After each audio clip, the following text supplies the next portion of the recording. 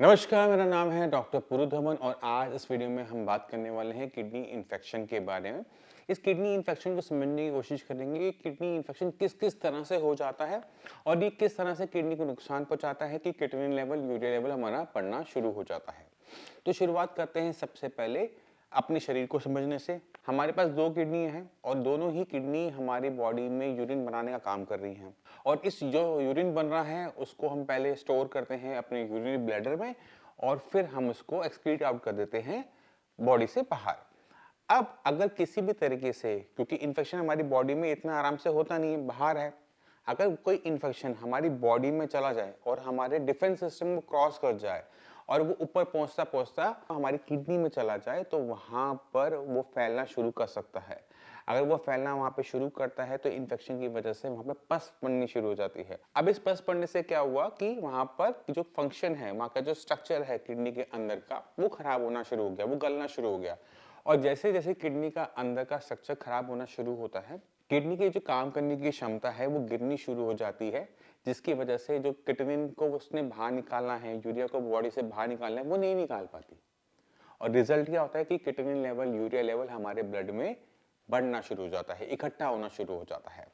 अब सवाल है कि ये सब हुआ कैसे? क्योंकि इन्फेक्शन तो बॉडी से बाहर था। अब ऐसा क्या होता है कि ये इन्फेक्शन किडनी तक पहुंच जाता है? तो सबसे पहली चीज जानने वाली ये है कि किडनी की इन्फेक्शन सबसे कॉमनली हमें उन डायबिटिक पेशेंट में देखने को मिलते हैं जिनकी शुगर लेवल ज्यादा रहती है। क्योंकि आपके ब्लड के अंदर अगर शुगर ज्यादा है, इन्फेक्शन जल्दी पकड़ा जाता है, क्योंकि आपका बाहर जो इन्फेक्शन है, बैक्टीरिया है, वो उस शुगर पे सरवाइव कर रहा होता है। तो उसको शरीर के अंदर वो इन्वायरमेंट मिल रहा होता है, वो गर्मी मिल रही होती है, वो मॉइस्चर मिल रहा होता है, वो शुगर वाला खाना मिल रहा होता है कि उसके पनपने के सारा सामान वहां पर मिल जाता है। और जब हमारी शुगर ज्यादा होती है तो हमारा जो इम्यून सिस्टम है वो भी वीक हो जाता है। तो रिजल्ट क्या होता है कि आपने जैसे स्टूल वॉश किया, जब आप हम साफ करते हैं तो थोड़ा सा मल आपके पेशाब के रास्ते लग गया। अब वो पेशाब के रास्ते, वो इन्फेक्शन तो आया था, थोड़ा सा था, तो नॉर्मली कुछ नहीं होता, नॉर्मली किसी इंसान को कोई परेशानी नहीं होगी, बट वो इन्फेक्शन ऊपर की तरफ चला गया, अंदर ही अंदर फैल गया और वो किडनी तक पहुंच गया और उसने किडनी को कर दिया खराब। तो जब हम देखते हैं किसी की रिपोर्ट में ई कोलाई बहुत ज्यादा आ रहा है तो हम समझ जाते हैं, क्योंकि ई कोलाई जो होता है वो हमारे स्टूल में, हमारे मल के अंदर होता है। अब हमारे पेशाब के रास्ते अगर वो देखने को मिल रहा है तो क्या हुआ, वो बाहर से हमारे पेशाब के रास्ते से होते हुए वो ऊपर चला गया है, हमारे पेशाब के रास्ते में चला गया है, जिसको हम यूटीआई भी कहते हैं। दूसरा जो चीज होती है वो है पथरी। अगर मान लो किसी को पथरी है और पथरी का साइज बड़ा है, बहुत लंबे टाइम से रखी हुई है, तो स्टोन के अंदर, रीनल स्टोन के अंदर पथरी इंफेक्शन होने के जो चांसेस हैं वो बहुत ज्यादा बढ़ जाते हैं। और अगर आपको स्टोन्स है, क्योंकि स्टोन में क्या है ना, जगह होती हैं, वो स्मूथ तो होता नहीं है, परफेक्ट सरफेस है नहीं, गड्ढे गड्ढे गड्ढे गड्ढे होते हैं, उन गड्ढों के अंदर इन्फेक्शन की कॉलोनियां बननी शुरू हो जाती है। ऐसे केसेस के अंदर जब हम किसी टाइप का एंटीबायोटिक देते हैं तो 2-4 दिन के लिए रिपोर्टें बिल्कुल क्लियर हो जाएंगी, फिर दोबारा से इन्फेक्शन हो जाता है।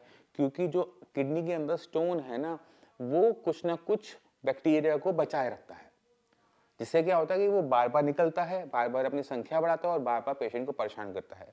तो ये इस वजह से जो है किडनी के जो अंदरूनी स्ट्रक्चर है वो डैमेज होना शुरू हो जाता है और किडनी और यूरिया जैसी चीजें हमारे शरीर में बढ़नी शुरू हो जाती है।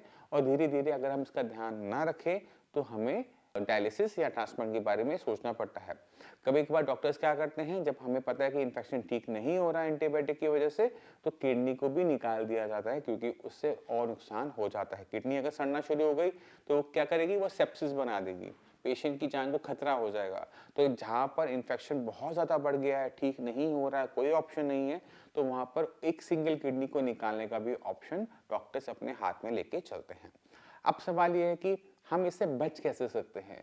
तो बचने का सिंपल तरीका तो यही है कि आप हाइजीन का ध्यान रखो, कि आपका जो पेशाब का रास्ते के आसपास के एरिया को आप बिल्कुल क्लीन रखोगे, गंदे हाथों से हाथ नहीं लगाओगे, जो आपने स्टूल वॉश करना होता है वो आगे से पीछे की तरफ करना होता है, ना कि पीछे से आगे की तरफ। जब आप पानी से धोएं तो इस चीज का ध्यान रखना होता है कि जो आप पानी यूज कर रहे हैं, जो आप फॉसेट यूज कर रहे हैं, चाहे आप अपना हाथ यूज कर रहे हैं, वो कभी भी आपकी यूरिन के रास्ते को टच ना करे, क्योंकि अगर वो टच करता है तो ऑब्वियस है इन्फेक्शन होने के चांसेस बढ़ जाते हैं। तो अगर आपको डायबिटीज नहीं है तो आपके बचने के चांसेस बढ़ जाते हैं। आपको अपना इम्यून सिस्टम अच्छा रखना होता है, जिससे आपकी बॉडी डिफेंस कर पाए, उससे लड़ पाए, इन्फेक्शन को मार पाए, आपके शरीर के अंदर इन्फेक्शन फैले नहीं। अब जब किसी को इन्फेक्शन होता है शुरू शुरू के फेज में, तो उसकी बॉडी में कुछ सिम्टम भी आते हैं। तो इनिशियल सिम्टम हमें कैसे देखने को मिलते हैं कि यूरिन जो है हमारा वो गदला हो गया, क्लाउडी हो गया, क्योंकि नॉर्मली हमारा यूरिन क्या होता है, वो ट्रांसपेरेंट सा होता है, चाहे वो व्हाइट हो चाहे वो येलो हो। बट जब कभी उसमें इन्फेक्शन हो जाता है तो उसमें प्रोटीन लीक आउट होना शुरू हो जाता है, जिसकी वजह से हमें देखने को मिलता है उसके अंदर थोड़ा क्लाउडीनेस आ गई। दूसरी चीज हमें क्या देखने को मिल सकता है कि यूरिन का कलर ना ब्राउनिश, चॉकलेट सा, रेडिश सा हो रहा है।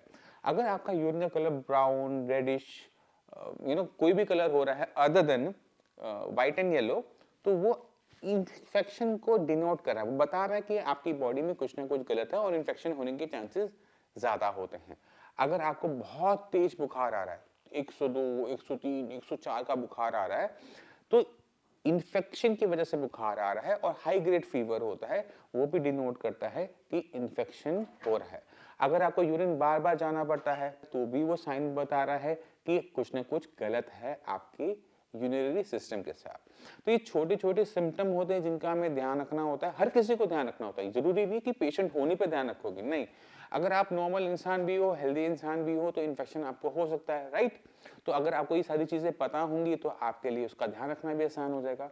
तो इन चीजों का ध्यान रखो, हाइजीन का मेंटेन करो, तो ये दिक्कतें कम से कम होती हैं। तो मैं उम्मीद करता हूँ इस वीडियो में किडनी इन्फेक्शन को आप समझ गए होंगे। किडनी इन्फेक्शन क्यों होता है, किस वजह से होता है, क्या सिम्टम पैदा होते हैं और क्यों किडनी को नुकसान हो जाता है। अगर फिर भी माइंड में कुछ भी रह जाए ना तो मोस्ट वेलकम है, आप आके भी मिल सकते हो, डॉक्टर्स की पूरी टीम है। अब मैं चाहता हूँ कि हम आपसे विदा लें, मिलते हैं अगली वीडियो में, तब तक के लिए नमस्कार।